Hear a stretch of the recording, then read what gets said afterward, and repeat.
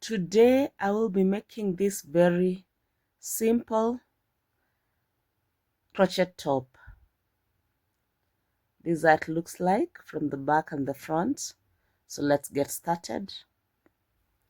I'll use a 4mm crochet hook, a pair of scissors, and yarn. To start off, I'll start with a slip knot.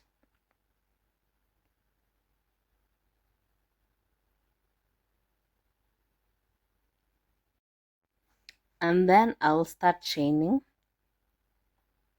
I'm going to make 91 chains. So go ahead and let me meet you once you're done with the chains. I have made my 91 chains. Starting from the 4th chain from the hook, make a double crochet stitch. The next chain, make a double crochet stitch. And I'm going to chain in to make a double crochet stitch in each and every chain up to the end. So continue working in the same way, and I'll meet you once you reach the end. Then I'll show you what to do next. I've come to the end of the row and I've completed making my double crochet stitches. So here I'm going to chain 1 and turn my work, and I'll start with the double crochet stitch. The chain 1 does not count as the double crochet stitch. So again in this row I'm going to make double crochet stitches all the way to the end. So also work yours and I'll meet you at the end. I've come to the end of this row, working on the last double crochet stitch. Don't forget the very first stitch. It's very easy to forget it. So chain 1, turn your work, and again I'm going to make a row of double crochet stitches all the way to the end.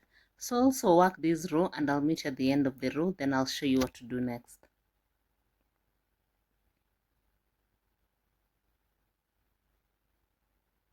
I've come to the end of the row. You realize that I've made 3 rows of double crochet stitches.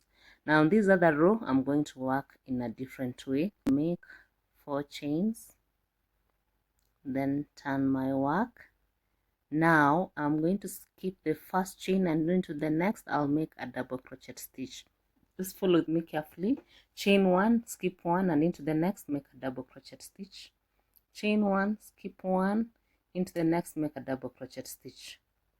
Chain 1, skip 1, into the next make a double crochet stitch.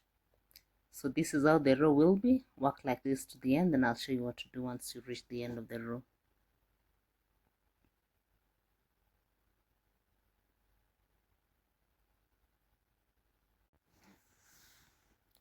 I have come to the end of the row, and this is how it looks like. I will chain 1 and turn my work. Now I'm going to work 3 rows of double crochet stitches. So starting with this one, I'll work 2 more rows of double crochet stitches. Then I'll meet you at the end and I'll show you what to do next.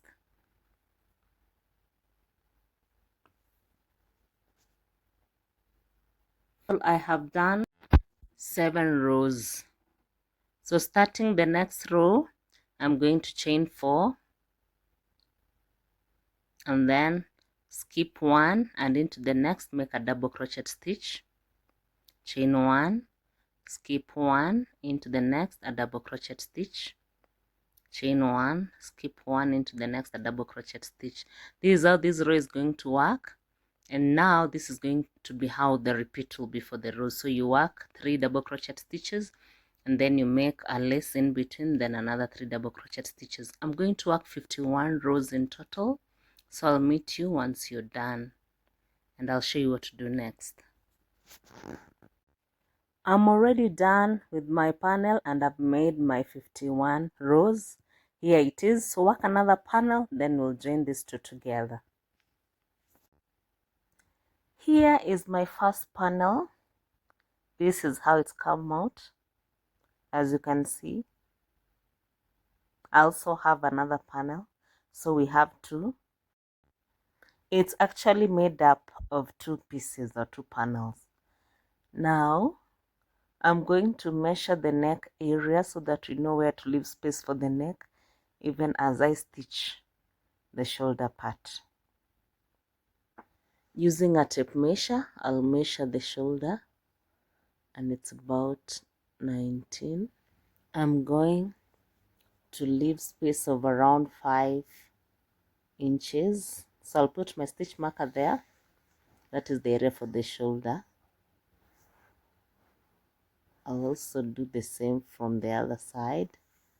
So I'll leave another almost 5 inches, just like this other side. So the middle part is going to be the neck area, and then those two sides will be the shoulder areas I'm going to sew.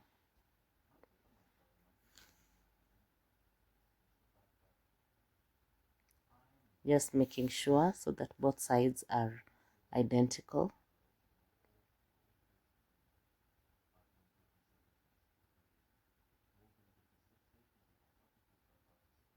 So again, I'll put another stitch marker there.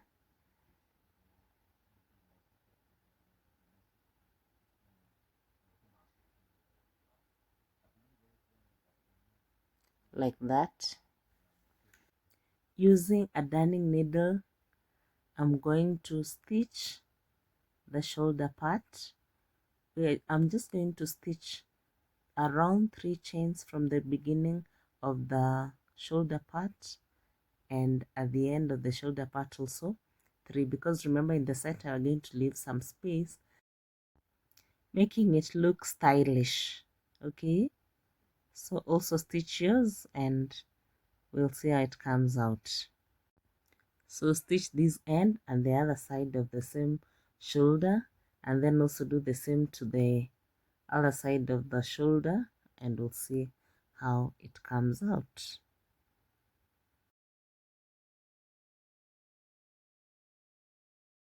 I will not sew this area, okay?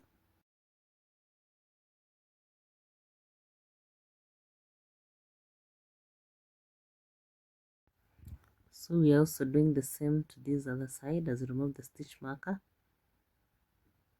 and again using the needle, stitch around 3 chains.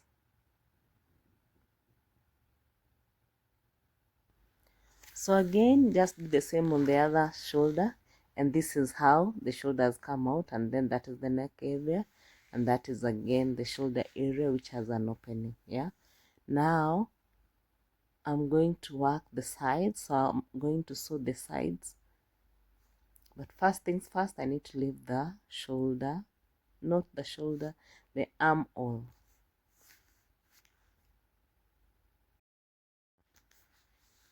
So I'm just using my tape measure, and I'm marking about 10 inches on one side, and I'll do the same on the other side. So using my stitch marker again, I'll mark where the armhole space needs to reach, like that. And I'll also mark on the other side of the other arm.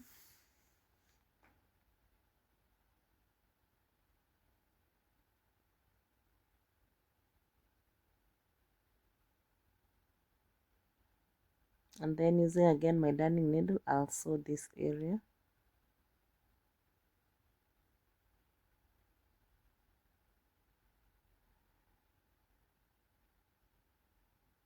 So again, I'll just stitch that part together, and I'll also do the same to the other side, and meet you once I'm done.